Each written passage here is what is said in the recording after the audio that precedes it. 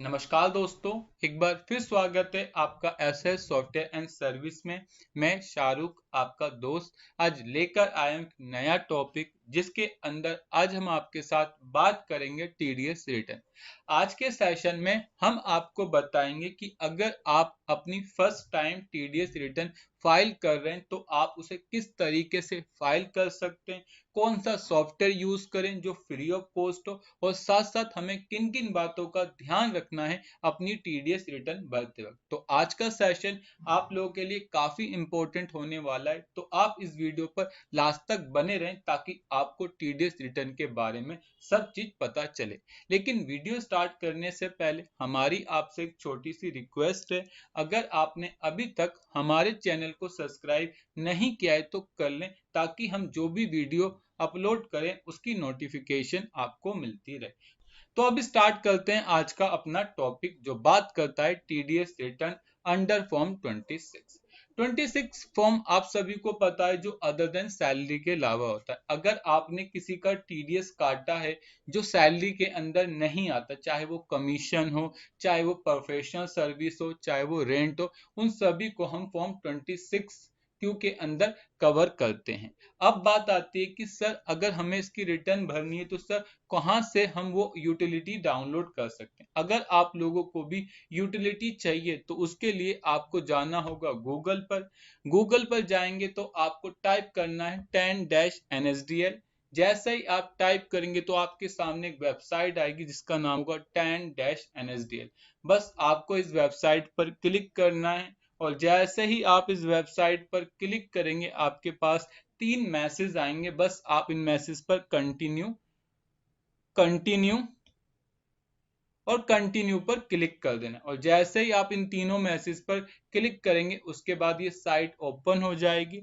Site open हो जाने के बाद आपको सबसे पहले आना है सर्विस टैब में, और सर्विस टैब के बाद जाना है ई टीडीएस और ई टीसीएस। जैसे ही आप इस पर क्लिक करेंगे अब आपके सामने एक विंडो ओपन होगी जिस पे लिखा होगा ई टीडीएस डैश ई टीसीएस। अगर आप नीचे आएंगे तो यहाँ पर आपको वो फाइल मिलेगी जिसका नाम है टीडीएस टीसीएस आरपीयू। यही वो यूटिलिटी है जिसका यूज करके आप अपनी रिटर्न फाइल कर सकते हैं। बस आपको इस पर क्लिक करना है। जैसे ही आप क्लिक करेंगे तो यहाँ पर आपको मिलेगा डाउनलोड आरपीयू वर्जन 3.6। आपको इस पर क्लिक करना है। जैसे ही आप इस पर क्लिक करेंगे ये यूटिलिटी डाउनलोड होना स्टार्ट हो जाएगी, और जैसे ही डाउनलोड हो जाए आपको क्लिक करना है शो इन फोल्डर पर, और जैसे ही शो इन फोल्डर पर क्लिक करोगे तो ये जहां आपकी डाउनलोड होगी वहां पर आ जाएगी। उसके बाद अब आपको क्या करना है, इसके बाद आप इसके अंदर जो फाइल पड़ी है उसे अलग करना चाहते हैं तो आप इसे एक्सट्रैक्ट कर ले। एक्सट्रैक्ट करने के लिए आप इस पर राइट क्लिक करेंगे। राइट क्लिक के बाद आप जाएंगे एक्सट्रैक्ट फाइल पर, और जैसे ही आप एक्सट्रैक्ट फाइल पर क्लिक करेंगे तो आप सभी को पता है ये एक अलग फोल्डर में आपके सामने बन के आ जाएगी। जब भी आपकी फाइल अगर विनरार फाइल फॉर्मेट में होती है तो हम उसे किस में कन्वर्ट करते हैं, नॉर्मल फोल्डर में। नॉर्मल फोल्डर में कन्वर्ट करने के लिए हम राइट क्लिक करते हैं और यहाँ से हमें मिलता है एक्सट्रैक्ट फाइल। बस इस पर क्लिक कर लो, और जैसे ही आप क्लिक करोगे तो यहाँ पर वो आपका फोल्डर बन के आ जाएगा। इसके बाद आपको डबल क्लिक करना है, अगेन डबल क्लिक करना है, और यहाँ पर आपको मिलेगा TDS अंडरस्कोर RPU फाइल। एक बात और, अगर आपके पास जावा यूटिलिटी नहीं होगी तो आप इसको यूज नहीं कर सकते, तो आपके पास जावा यूटिलिटी होनी चाहिए। अगर आपके पास जावा है तो बस आप इस पर डबल क्लिक कर दें, और जैसे ही आप डबल क्लिक करेंगे तो यहाँ पर आपके सामने एक मैसेज आएगा जिसमें ये बता रहा है कि ये कौन सा वर्जन है और इसे किस लिए यूज किया जाता है। बस आपको ओके पर क्लिक करना है, और जैसे ही आप ओके पर क्लिक करेंगे ये यूटिलिटी आपके सामने ओपन हो जाएगी।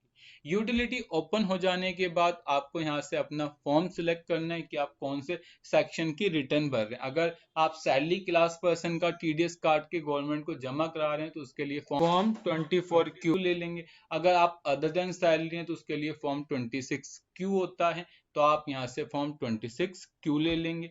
हमारे केस में फॉर्म 26Q है, तो हम यहाँ से फॉर्म 26Q पर क्लिक करेंगे और उसके बाद यहाँ से आपको एक टॉपिक मिलेगा कि आप जो अपनी रिटर्न भर रहे हैं वो रेगुलर है या फिर करेक्शन है। मतलब अगर आप फर्स्ट टाइम है तो आप कंटिन्यू पर क्लिक करें, और अगर आपने किसी क्वार्टर की ऑलरेडी भर दी और उसमें कोई गलती हो गई, आप उसे रेक्टिफाई करना चाहते हैं, तो आप करेक्शन पर क्लिक करेंगे। हमारे केस में कोई गलती नहीं है तो हम रेगुलर और क्लिक टू कंटिन्यू पर कर देंगे। और जैसे ही हम क्लिक टू कंटिन्यू पर क्लिक करेंगे, उसके बाद देखिए जितने सेक्शन टीडीएस के अंदर थे वो सब हमें यहाँ पर शो हो जाएंगे। और उसके बाद सबसे पहले हमें अपना फाइनेंशियल ईयर यहाँ से सिलेक्ट करना है। अगर हम अपने फाइनेंशियल ईयर की बात करें तो फोर्थ क्वार्टर है हमारी फाइनेंशियल ईयर 20-21 की, तो हम यहाँ से 20-21 ले लेंगे। जैसे ही मैंने फाइनेंशियल ईयर सिलेक्ट किया तो ये मुझे एक मैसेज दे रहा है कि आप अपनी क्वार्टर भी सिलेक्ट कर लें।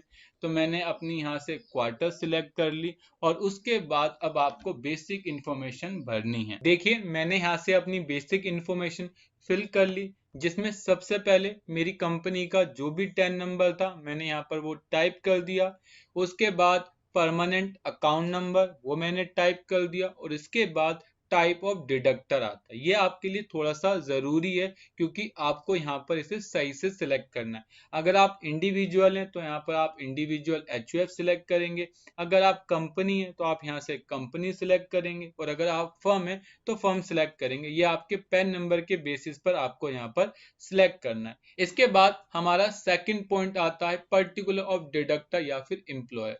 यहाँ पर हमें उस बंदे की इंफॉर्मेशन डालनी है जिसने लोगों का टीडीएस डिडक्ट किया है और अब सरकार को जमा करने जा रहा है। सबसे पहले आपका नेम, यहाँ पर जो भी नेम होगा आप यहाँ पर वो नेम टाइप कर देंगे। एक बात और याद रखना, नाम आप हमेशा वही डालना जो आपके 10 नंबर पर आया है। ऐसा मत करना आप इंडिविजुअल हो, आपकी फर्म का नाम अलग है और आपका नेम अलग है, तो आप यहाँ पर अपनी फर्म का नाम डालने बैठ जाए तो गलत होगा। तब आप इस फाइल को बनाने जाएंगे तो आपको ये एरर देगा जिसमें ये बताएगा कि जो आपने यहाँ नाम टाइप किया है वो आपके 10 नंबर से मैच नहीं होता। तो जिस नाम से आपको 10 नंबर अलॉट किया गया यहाँ पर आपको वो नेम टाइप करना है।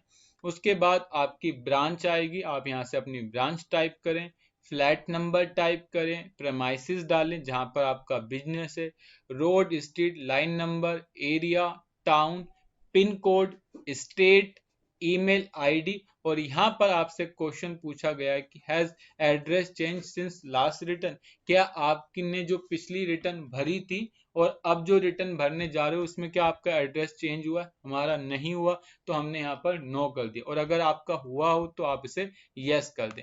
इसके बाद अगर हम नीचे आए तो इसने हमसे जीएसटी नंबर पूछा है, तो आप अपना यहाँ पर जीएसटी नंबर टाइप कर देंगे। और थर्ड नंबर पर ये आपसे पूछ रहा है रिस्पॉन्सिबल पर्सन नेम, तो यहाँ पर आपको उस पर्सन का नाम डालना है जो रिस्पॉन्सिबल होगा। तो मैंने यहाँ पर नाम टाइप कर दिया, उनका परमानेंट अकाउंट नंबर, डेजिग्नेशन कौन है तो मैंने यहाँ पर लिख दिया accountant, flat number, premises, road, area, town, pin code, state, email ID और मोबाइल नंबर, ये सारी बेसिक इंफॉर्मेशन फिलअप कर दी। इसके बाद अगेन क्वेश्चन पूछ रहा है कि जो रिस्पॉन्सिबल पर्सन है क्या उसका पिछली रिटर्न और अब रिटर्न में चेंज हुआ है एड्रेस में? नहीं हुआ तो नो कर दिया। और इसके बाद हमसे पूछ रहा है has regular statement for form 26Q filed for earlier period. ये पूछ रहा है कि आपने इससे पहले रिटर्न फाइल की? हमने नहीं फाइल की तो हम यहाँ पर नो कर देंगे। और अगर आपने अपनी टीडीएस रिटर्न पहले फाइल करी होगी तो यहाँ पर आपको वो टोकन नंबर टाइप कर देना है। हमारे केस में नहीं था तो हम इसे ब्लैंक कर देंगे। और इसके बाद अब हम चलते हैं अपनी चालान इंफॉर्मेशन पे। जैसे ही हम चालान इंफॉर्मेशन पे आएंगे अब हमें यहाँ पर अपना चालान नंबर की डिटेल टाइप करनी है। लेकिन सर यहाँ तो कोई ऑप्शन नहीं है टाइप करने का, तो इसके लिए आपको सबसे पहले ऐड रो पर क्लिक करना होगा। जैसे ही आप ऐड रो पर क्लिक करेंगे तो आपसे पूछ रहा है कि आपको कितनी रो चाहिए।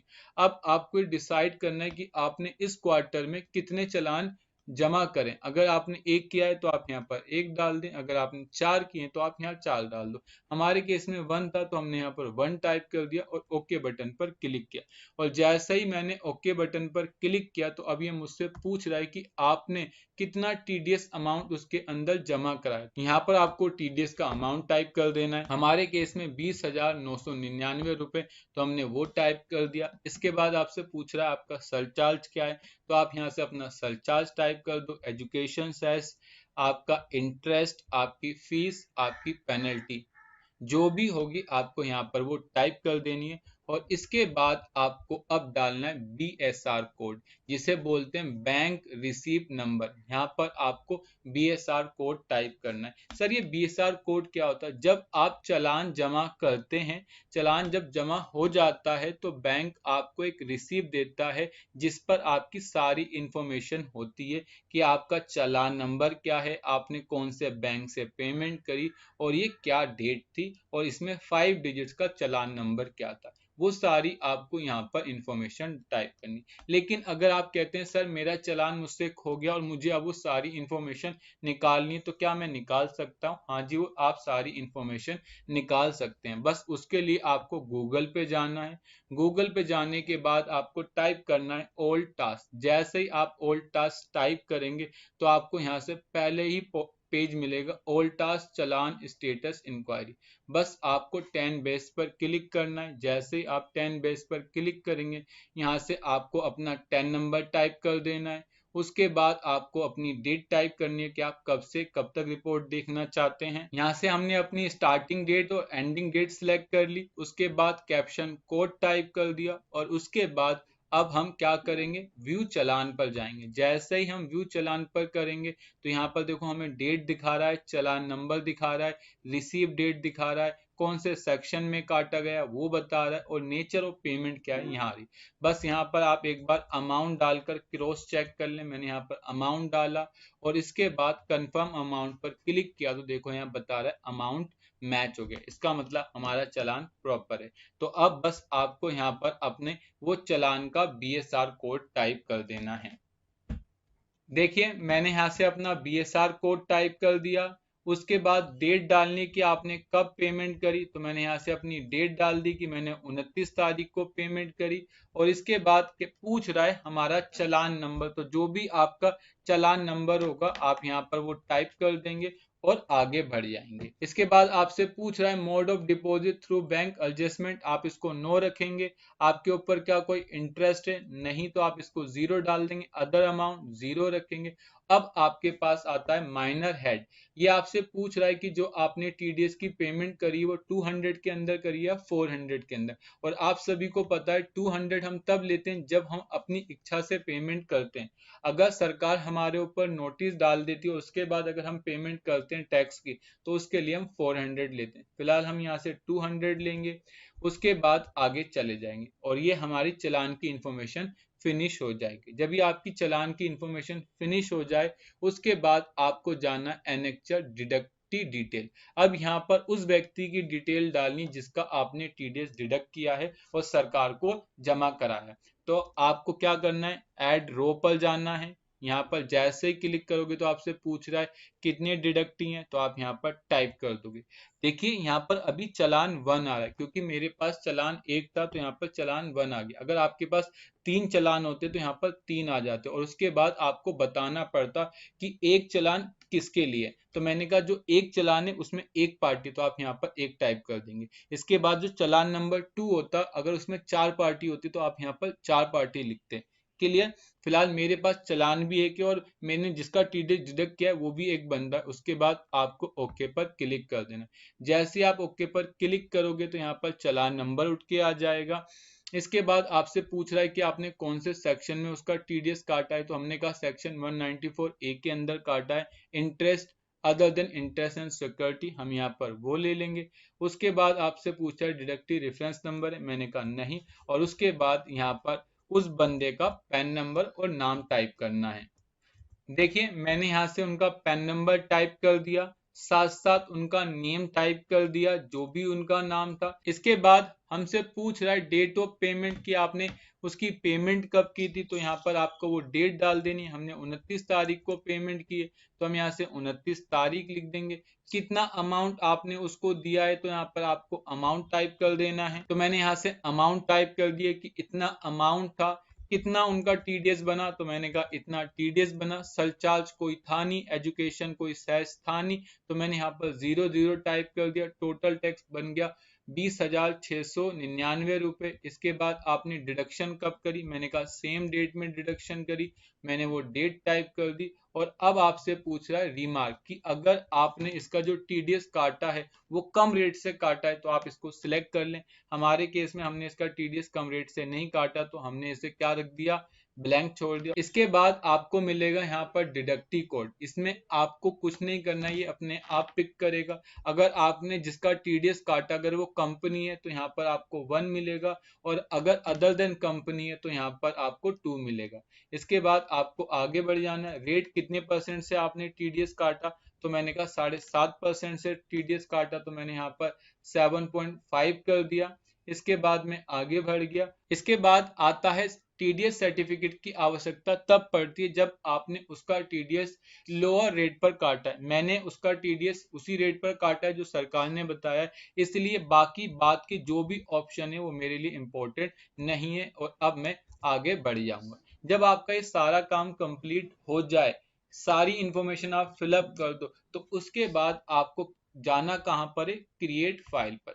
जैसे ही आप क्रिएट फाइल पर क्लिक करेंगे तो सबसे पहले आपसे यहाँ पूछेगा चालान इनपुट फाइल। अब आपको ये बताना है अपनी चालान इनपुट फाइल। सर ये चालान इनपुट फाइल क्या होती है, जो आपने चालान सरकार को पे किया है वहां से आपको एक फाइल मिलती है जिसे बोलते हैं चालान इनपुट फाइल। सर ये फाइल हमें कहां से मिलेगी, ये फाइल आपको वहीं से मिलेगी ओल्ड टास्क से, जो आपने यहाँ अमाउंट डालने के बाद इसे कंफर्म किया था ना। तो आप देखें यहाँ पर एक टॉपिक होता है डाउनलोड चालान फाइल। बस आपको इस फाइल को डाउनलोड करना है। डाउनलोड हो जाने के बाद आपको ये डाउनलोड सेक्शन में मिलेगी, और यहाँ पर एक फोल्डर बना लें जिसका नाम रख दें 26Q, और उसके अंदर इस फाइल को आप क्या करें, कॉपी करें या फिर कट करके इसी के अंदर पेस्ट कर दें। पेस्ट हो गया। और अब क्या करें, आप जावा यूटिलिटी पर जाने के बाद अब यहां से आपको चालान इनपुट फाइल का पाथ देना है। मैंने कहा मेरी फाइल कहां पड़ी है, तो मैंने कहा मेरी फाइल पड़ी है डाउनलोड सेक्शन में। तो मैं यहाँ से डाउनलोड में जाऊंगा। डाउनलोड के अंदर यहाँ से वो मेरा फोल्डर आ रहा होगा 26Q, इसको सिलेक्ट करूंगा। इसके अंदर वो मेरी फाइल होगी और यहाँ से ओपन पर क्लिक कर दूंगा। ओपन हो गया। इसके बाद कहता है कि अगर आपकी कोई एरर बन के आएगी तो आप वो एरर को कहाँ देखना चाहते हो, तो मैंने कहा मैं सेम फोल्डर में देखना चाहता हूँ। तो इसके लिए भी मैंने उसी का पाथ दे दिया। डाउनलोड के अंदर 26Q और यहाँ पर सेव बटन पर क्लिक कर दिया। सेव हो गया। सेव हो जाने के बाद अब आपको वैलिडेट पर क्लिक करना है, और जैसे ही आप वैलिडेट पर क्लिक करोगे ये चेक करेगा, और अगर कोई गलती होगी तो वो एरर आपके सामने आ जाएगी। हमारे केस में कोई एरर नहीं है, तो यहाँ पर हमें सक्सेसफुली का मैसेज दिखा रहा है। इसके बाद आपको बस ओके बटन पर क्लिक करना है। जैसे ही आप ओके बटन पर क्लिक करेंगे अब आपके सामने यहाँ पर एक मैसेज दिखा रहा है कि आपकी रिटर्न अब आप सक्सेसफुली फाइल कर सकते हैं, और बस आपको ओके बटन पर क्लिक कर देना है। अब आपके सामने वो फोल्डर ओपन हो जाएगा जिस फोल्डर का आपने पाथ दिया था। देखिए फाइल आपके सामने आ गई। इसमें जो सबसे ज्यादा इंपॉर्टेंट फाइल होती है वो हमारी FU फाइल होती है, और इसी फाइल को हमें अपने FC सेंटर वाले को देना होता है। तो मैं एक बात और बता दूं आप लोगों को, अगर आप लोग अपनी first time TDS return file कर रहे हैं तो आप खुद फाइल नहीं कर पाएंगे। उसके लिए आपको FC सेंटर की मदद लेनी पड़ेगी। FC सेंटर वाले के पास आप या तो ये फोल्डर ले जाएं या आप उसको ये फाइल मेल कर दें, और उनके पास एक ऐसा टूल होता है जिसके थ्रू वो फर्स्ट रिटर्न को सबमिट करते हैं और वहां से आपको एक टोकन नंबर मिलता है। तो प्लीज अगर आप फर्स्ट टाइम रिटर्न फाइल कर रहे हैं या तो आप हमें फाइल दे सकते हैं, हम आपको अपलोड करके एक टोकन नंबर अलॉट कर देंगे, नहीं तो आपके पास जो नियर बाय आपका FC सेंटर है आप उसको दे दें। ये चार्जेबल होता है। अगर आपकी जिसका TDS आपने काटा है अगर वो 100 से कम होते हैं तो वो 1000 रुपीज की फीस लेते हैं, और अगर आपके जिनका आपने TDS काटा वो 100 से ज्यादा लोग हैं तो वो आपसे 200 के अराउंड चार्ज करते हैं।